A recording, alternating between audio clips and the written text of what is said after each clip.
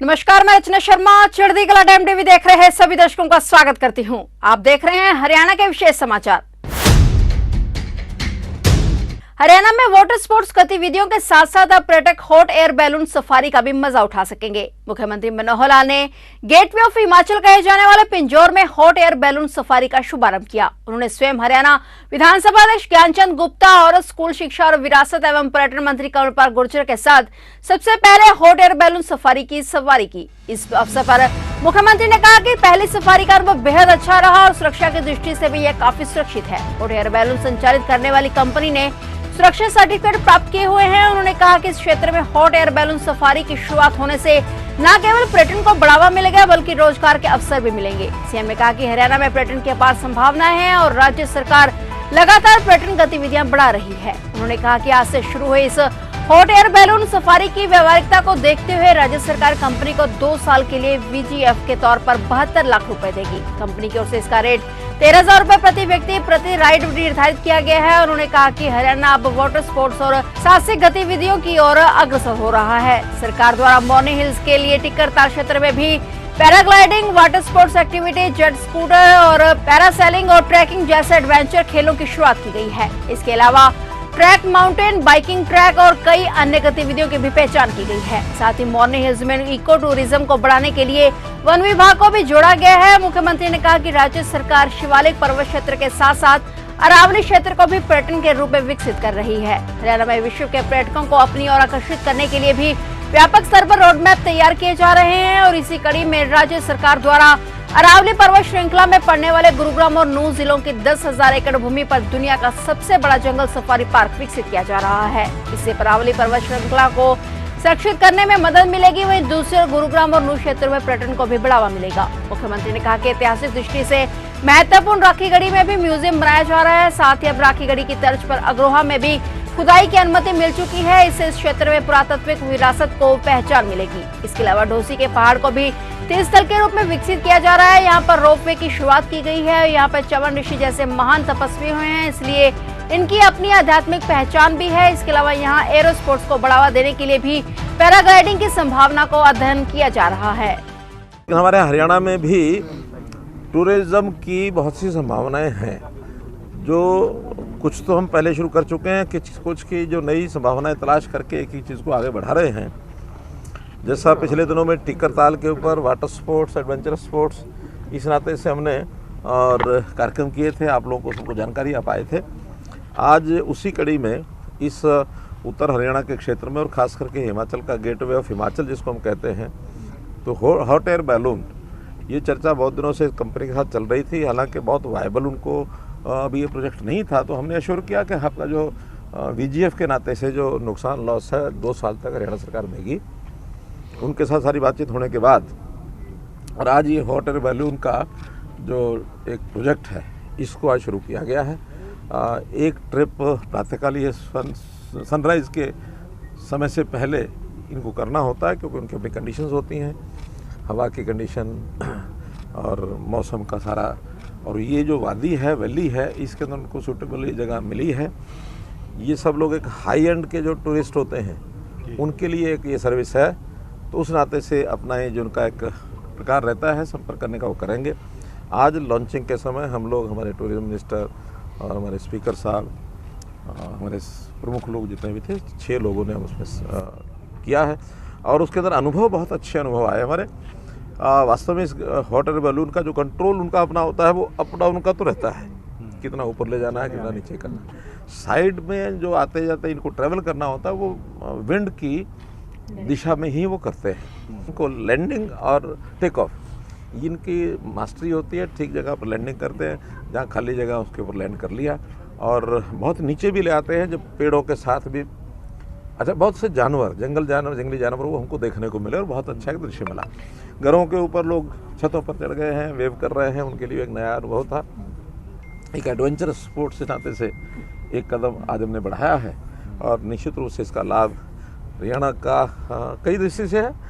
बहुत से लोगों को रोज़गार भी मिलता है इससे। कुछ जो हाई एंड टूरिस्ट हैं उनको इसमें चढ़ने के बाद आनंद भी मिलता है।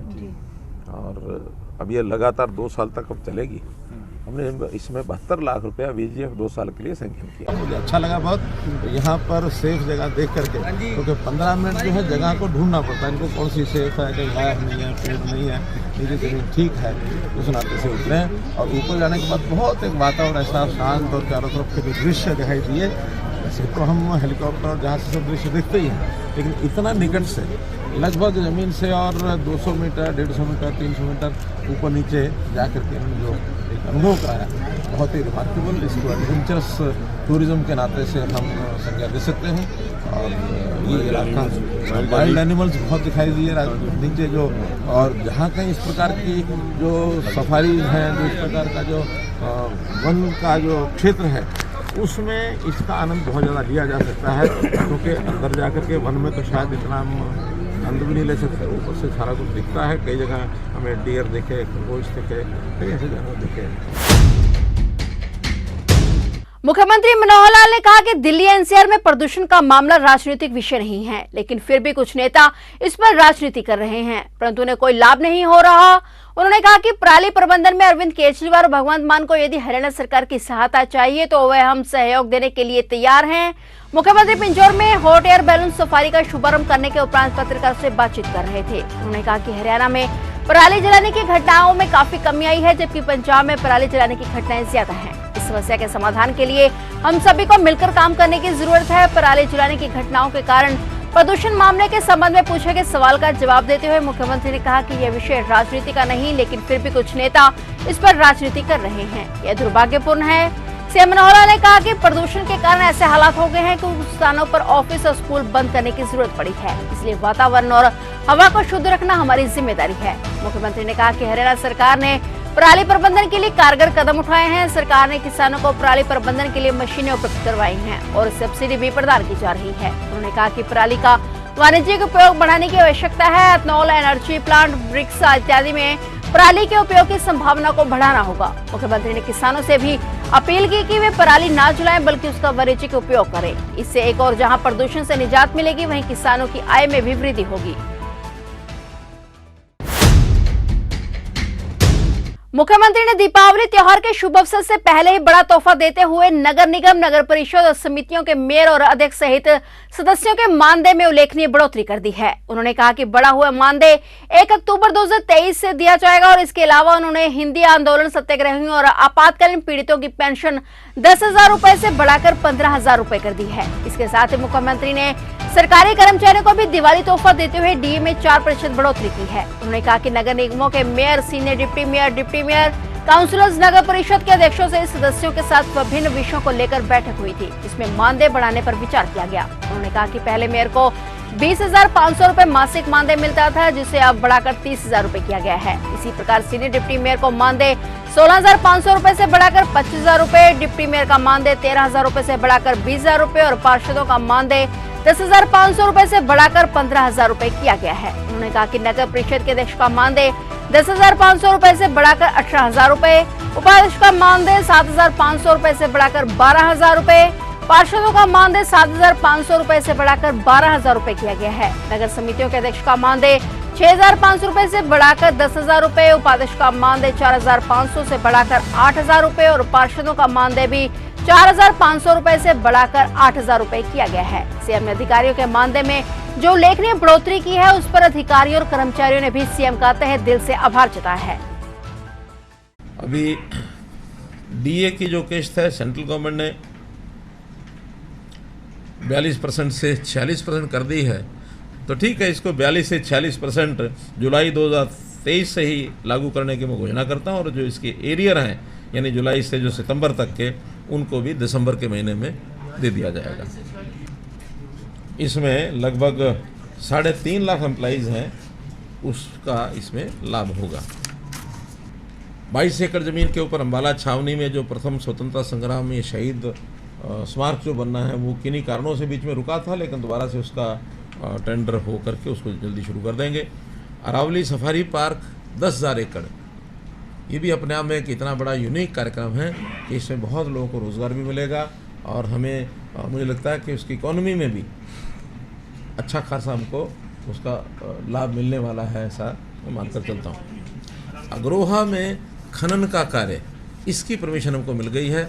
जो उत्खनन ऐसे पुरातत्व के जो अवशेषों का होता है, जैसे राखीगढ़ी चल रहा है, ऐसा ही अग्रोहा में करने का भी हमको मिल गया। बहुत जल्दी उसको भी शुरू कराएंगे। हिंदी आंदोलन, सत्याग्रही और आपातकाल पीड़ित, ये जो हमारे बंधु हैं, और मैं आज ये भी घोषणा करता हूँ कि उनको भी 10,000 की बजाय 15,000 रुपया दिया जाएगा पेंशन का। हमारे जो स्थानीय निकाय हैं, इसमें ग्रामीण क्षेत्र के और शहरी निकाय के पिछले दिनों में उनके साथ मीटिंग हुई थी, तो उन्होंने डिमांड रखी थी अपने कुछ मानदेय बढ़ाने के लिए। तो मानदेय का इस प्रकार से है कि जो जिला परिषद है, उस जिला परिषद में अभी तक उनको मानदेय मिलता है 10,000 रुपये महीना, और अब उनका 1 अक्टूबर से 10,000 पहले था, अब इसको 20,000 रुपया कर रहे हैं महीने का। 20 डबल। वाइस प्रेसिडेंट 7.5 से 15, मेंबर 3 से 6, यानी लगभग एकदम डबल। पंचायत समिति 7.5 से 15, यानी जो चेयरपर्सन है, वाइस चेयरपर्सन 3.5 से 7, मेंबर 1,600 से 3,000। इस प्रकार से इनका ये सरपंच और पंच का हमने पहले मई में बढ़ा दिया था। ऐसे ही म्यूनिसिपल कॉरपोरेशन, मेयर, इनको पहले मिलता था 20,500, अब इनको मिलेगा 30,000।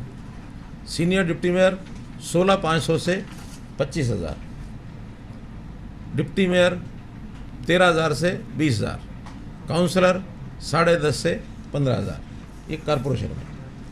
देन म्यूनिसिपल काउंसिल, प्रेसिडेंट 10.5 से 18, वाइस प्रेसिडेंट 7.5 से 12, काउंसलर 7.5 से 12।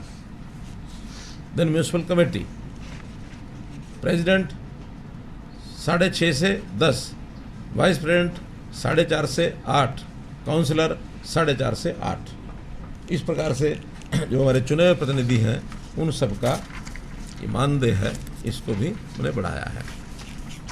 नगरीय क्षेत्र और टाउन कंट्री प्लानिंग, इस क्षेत्र की कुछ कॉलोनीज को एक समझो किश्त और इसकी फेज़ 4 कहें इसको, तो इसकी रिकमेंडेशन हुई है इसको अप्रूव करने की। तो इसमें सबसे पहले जो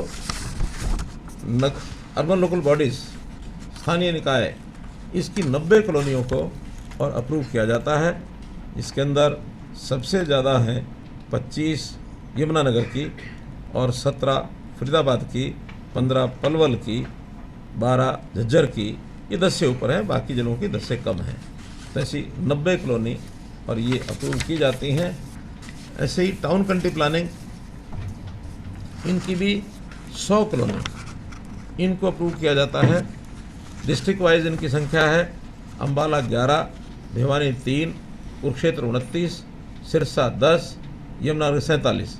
तो ऐसे 5 जिले हैं जिनकी ये अभी और की जा रही है। टाउन कंट्री प्लानिंग की अभी भी जो इन्होंने जनवरी 24 तक का टारगेट लिया हुआ है, 471 कॉलोनी और हैं टाउन कंट्री प्लानिंग की, जो अभी अप्रूव जनवरी 24 तक करने का प्रयत्न किया जाएगा। तो ये थे हरियाणा के विशेष समाचार, और नए समाचारों के साथ फिर से हाजिर होंगे। तब तक के लिए देखते रहिए चढ़ती कला टाइम टीवी, और अब मुझे दीजिए इजाजत। धन्यवाद।